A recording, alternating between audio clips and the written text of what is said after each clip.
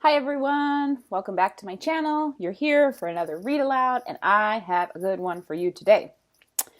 This is a story that sat in my classroom for years before I ever actually picked it up and read it. And man, oh dear, when I actually read it, I was like, how did this just exist in my life without me enjoying it for so many years? So I've decided to share it with you. It's one of the first stories I'm putting on my YouTube channel. I think I'm like on Read Aloud number 5 because it is just so good. This is the genre of this is a tall tale.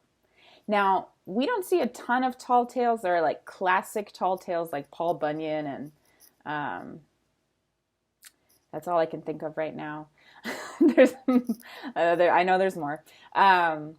But this story is actually a tall tale. So this is a type of fiction. And a tall tale always includes like unbelievable events. Like really, it's like fantasy, really crazy things that would never happen in real life. Totally unbelievable. That's what makes this a tall tale.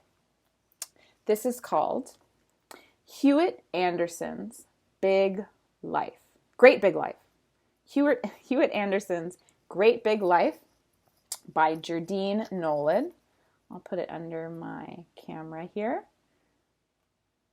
Okay, and it's illustrated by Kadir Nelson.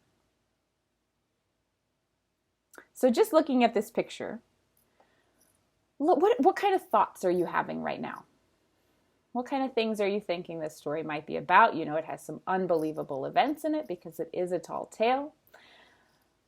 What kind of unbelievable events might happen in this story? Well, let me get started and read it so you can find out.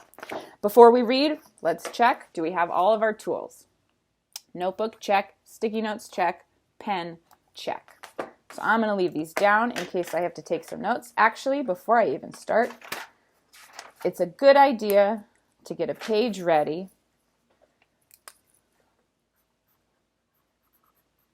Get a page ready for notes, thoughts, musings,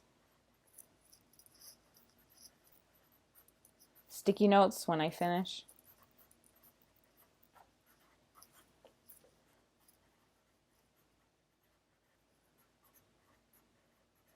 Okay, so we have this page ready for me to take some notes.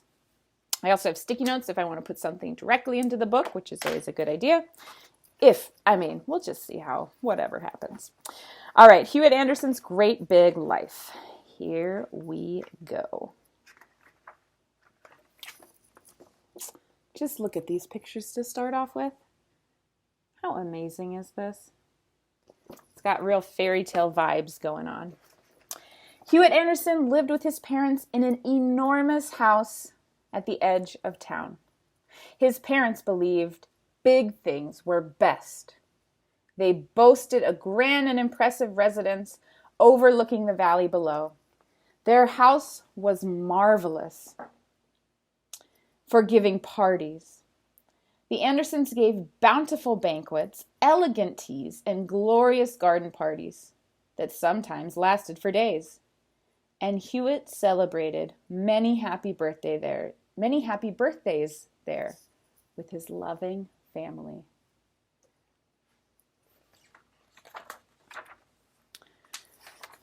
Hewitt Anderson lived happily and contentedly with his mother and father in the vast marvels of their home.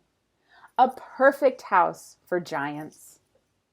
But alas, poor Hewitt was not. He was very, very small. While his parents loved him dearly, his size was a source of great worry and concern for the J. Carver Worthington Andersons. How could a normal-sized boy be born into a family of giants? Well, that's a great opportunity. That's a great question and a great opportunity to make a prediction. So when I make predictions, I like to put them on a sticky note so that I can put them directly into the page, into the book on the page that I have the prediction. So the question that they asked was, how could a normal-sized boy be born into a family of giants? Well, here, I will code my sticky note with a P for prediction. I could say, maybe a witch cast a magic spell on their family. And that is how a normal-sized boy was born into a family of giants. Maybe a witch cast a spell on the family. Sometimes when I'm making predictions, I start my sentences with maybe, or I'm not sure, but I think, because if we just start the sentence with a witch cast a spell on the family, then it's saying like, we know that for sure. But adding that word maybe is like, maybe. I mean, it's just a guess I have. Let us continue. Never in the entire generations of the J. Carver Worthington Andersons or the C. Mabel Luther Butters clans had anything like this ever occurred. Small, pint-size, and miniature had never been part of their vocabularies or their lives. After all, they believed big things were best. In fact, all of the Andersons and Butters relations and friends of their relations were giants. Ever since their great-great-grandmother Ida came to the valley, after that business with the beanstalk, the family had been known as the people of great stature and girth. Hewitt had many friends, giants galore, but nothing could change the fact that Mr. and Mrs. Anderson's own beloved son, Hewitt, was so very small. Teeny weeny, in fact. If something Hewitt's parents had to live with and accept, for they loved their sweet little bundle of joy, but oh, how they worried about his size. So, I'm having a feeling here, and I'm thinking about the character, Hewitt. And I'm kind of thinking that he must be feeling, I'm empathizing, right? This is something you do a lot, I'm sure, with your friends, but we also empathize with book characters. So we try to put ourselves into the character's shoes and think, how is this character feeling? And if I was Hewitt, I might feel like I'm not good enough to be in this family. So I'll just write a little note of what I'm thinking here on this page. Maybe he's feeling like he's not good enough or too small.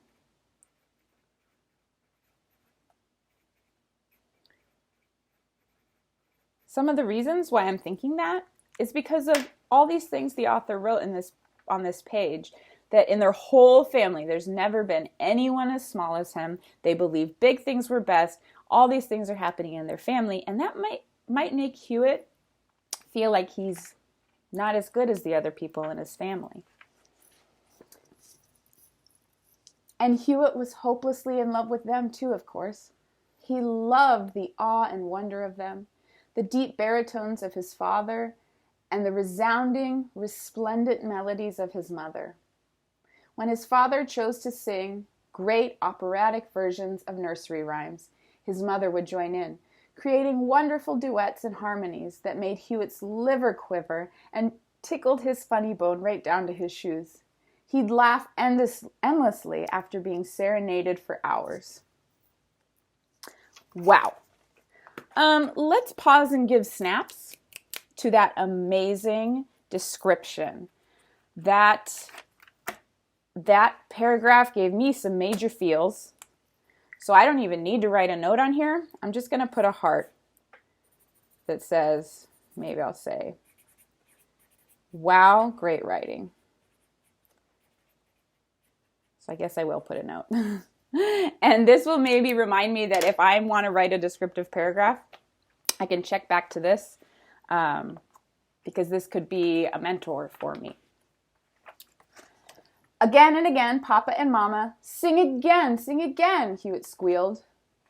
Of course, they never disappointed their extraordinary son and gave him more and more and more. Hewitt, so comforted while listening to the melodies, found it a perfect way to fall asleep, nestled in the deep well of his father's massive hands. What a cool picture. I love books. Hewitt loved riding around inside his father's shirt pocket or sightseeing from the perch of his mother's brimmed bonnet. It was impossible for the three of them to hold hands while out for their morning or afternoon walks, as did many families in their neighborhood. So while his parents held hands, Hewitt sat in the folds of their entwined fingers, which made a nice hammock for him. He was gently lulled to sleep with the rhythm and motion of their walking.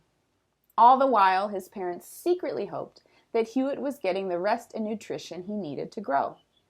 But Hewitt was now 5, and he wasn't much bigger than when he was born.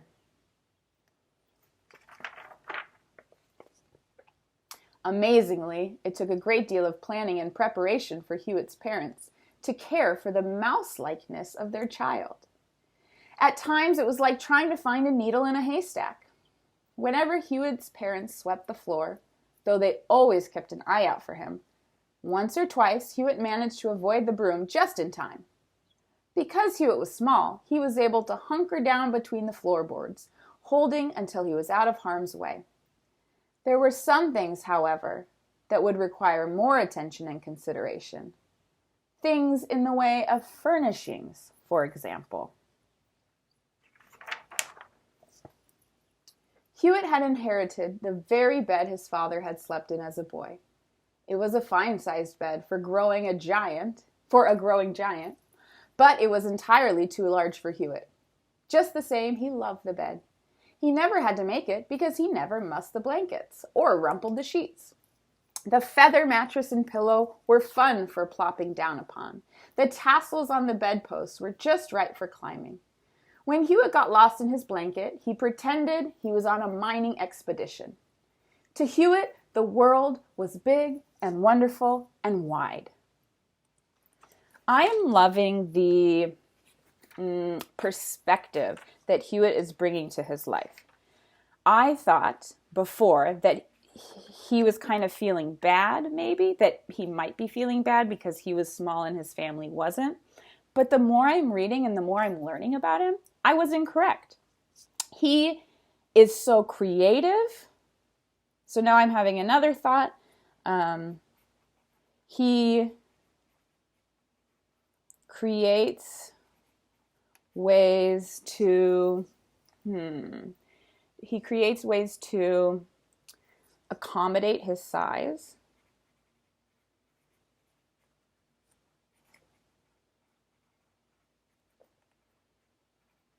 And he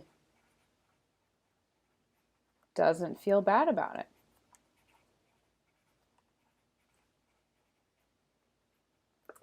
You might say he has a growth mindset. His parents tried not to be too concerned about Hewitt's safety and well-being, but the summer Hewitt turned 7, he suffered a rather close call. While preparing the 7-layer cake for Hewitt's birthday, his mother, in her haste to create a fitting masterpiece, misplaced poor Hewitt. As Hewitt was trapped for an hour in a vat of flour, his parents began their relentless and public worry for the child they loved more than life itself. Finally, Hewitt climbed out of the measuring cup. Hewitt told his parents repeatedly that he could take care of himself, but worry they did.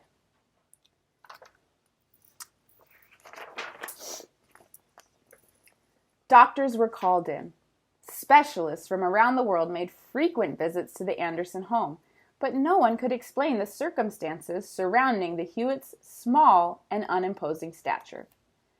Dr. Gargantuan, a brilliant scientist and family friend, tried to calm their growing worries. "He will grow. He's just a bit late to bloom." Or, he said, "Perhaps this is the opposite of a growth spurt." Finally came his suggestion. "I could make Hewitt my life's work. Think of the fame, the celebrity for your family." But his parents would not think of such things. They adored their puny, frail, delicate bundle of joy. Believing big was best, they took it upon themselves to set things right, to see that Hewitt had a big life with big things in it. So it really seems like his parents care for him so much, and he is so positive about his situation, that instead of worrying and trying to fix his small size, they've decided to make the best of it. And that's a really good model and kind of a good lesson of how we can live our lives. The next morning, Mr. and Mrs. Anderson awoke in their best spirits. Today would be survival lesson 1, swimming. But in Mrs. Anderson's hurry to cheer her family on, she tripped and fell. Her tumble caused Mr. Anderson to miss an opportunity for a perfect 10 double somersault pike. The two of them created quite a splash in the pond, a near tidal wave in fact, and little Hewitt, who was already quite fond of water, was washed clear to the other end of the estate, into the garden maze. Quickly they rushed to him, but because Hewitt was small, he had already found his way out through a shortcut under the boxwood wall. Mr. and Mrs. Anderson, on the other hand, wandered aimlessly for a good part of the morning before Hewitt coached them to an exit. In the end, all was served well, as Hewitt showed his talents in the arts of solving giant puzzles. So it seems like his parents are trying to teach him something, but he ended up teaching them something. For survival lesson 2, Mr. Anderson would show Hewitt how to climb a beanstalk, in the event he would have to flee the path of an escaped rhinoceros from the nearby zoo. Mr. Anderson felt a surge of youth again, climbing to the top of the giant Kentucky Wonder beanstalk with Hewitt tucked safely in his shirt pocket. But reaching the top paralyzed Mr. Anderson with great fear. Hewitt, being used to such great heights, was not scared at all. Instantly, Hewitt went into action. Just as a leaf from the mammoth beanstalk began to fall, Hewitt held on to the leaf's edge. He was able to float down on the breath of a helpful breeze. Upon landing, he roused the emergency fire and rescue squad, who arrived in minutes later with hooks and ladders and a safety net. Mr. Anderson was shaken by the experience, but he was more in awe of his perfectly resourceful son. I'm noticing a pattern. I'm seeing that his parents are trying to help him in many different ways to get him ready for life, being such a small person.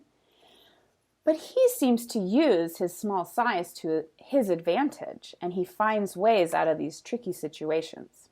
I wonder if that's going to continue. When it became clear that the lessons in survival training were not accomplishing their goals, Mr. and Mrs. Anderson decided to prepare for their dinner guest, Dr. Gargantuan. Eager to discuss his plans for Hewitt, Dr. Gargantuan arrived before the dinner hour. He tried in earnest to convince Mr. and Mrs. Anderson that the life of scientific promise awaited Hewitt. He said that purpose could be made of Hewitt's small life after all. The Andersons listened politely, but would hear nothing of it. And so, to lighten the mood, they invited the doctor to view the family's golden egg collection, inherited from great-great-grandmother Ida. Their collection of golden eggs could not be duplicated. Golden peacock eggs, golden goose eggs, and of course, ostrich and emu eggs, all of solid, pure gold. I love the way the author of this book takes elements from other fairy tales like Jack and the Beanstalk and stories with like the golden goose eggs, and she puts them into this story. I think that's really a cool thing. A family of big hearts and generous natures, the Anderson knew this trusted family friend had only the best of intentions for Hewitt. They thought it was only fitting to share something of value with Dr. Gargantuan, just not their beloved son. In a moment of inspiration, Mrs. Anderson reached for an egg, which was about the same size as Hewitt. "Dear Doctor, please accept this token with our thanks and appreciation for your dedication." The good doctor was so overwhelmed and impressed by the generosity of the gift that in a fit of excitement, he fell backwards, causing the door to shut with such force that it locked them up good and tight. But the key had been inadvertently left in the keyhole. They all listened downheartedly as the key fell to the ground with a clink. Uh-oh, problem alert. Well, it seems like we really have a big problem in this story, but whenever there's a problem, that gives us the perfect opportunity to make another prediction. So, I'm going to take my sticky note, and I'm going to make another prediction. Here's the problem. The door is locked, but I think because I've been tracking these events through the whole story, and I've been noticing this pattern of how there's problems and Hewitt ends up finding creative ways to solve them, my prediction, which I'll mark with a P, my prediction is that Hewitt will find a creative way to get them out of the egg room? What's it called? To the room. The locked room. What would become of them? Would they ever be found? "My roast is in the oven," cried Mrs. Anderson worriedly. Then Hewitt had an idea. Because he was so small, he managed to climb into the keyhole, maneuver through the weights and gears, and turn the tumblers in the lock, and set them all free. Once again, it was up to Hewitt to save his parents, and now the good doctor too. And as always, Hewitt came through. Mr. and Mrs. Anderson watched Hewitt in awe of his hidden talents. He was even more amazing than they had thought. Spontaneously, their voices rose in a beautiful aria, and a feeling of overwhelming joy brimmed deep within their hearts for Hewitt. Even the good doctor felt compelled to join in. In that moment, the world in the Anderson household changed. Hewitt, standing in all his splendor and glory, seemed tall compared to his former self. Now his parents understood. Hewitt did indeed know how to live among the gigantic things. And because he was small, Hewitt was just as he should be. For his parents realized that big or small, either is best of all. The end. There we go. So, when we finish a book, especially anything like a tall tale or a fairy tale, it's really important to think, what lesson is the author trying to teach me? And I think you guys probably picked up on a pretty obvious one, which is your size doesn't really mean that you're good or bad. You can find strengths in whatever you might possess. So Hewitt was quite small and everyone was so worried about him. He was too small, but he used his smallness to think of creative ways to do things that the giants couldn't do. So the author gave us a really nice little ending. Big or small, either is best of all. And so on my page in my reader's notebook, I'm just going to make a note of that. The book lesson was big or small, either is best of all. And I'm going to put some quotes around that to remind myself that those words came directly from the text. So big or small, either is best of all, or in other words, you can find and use strengths no matter what your size is.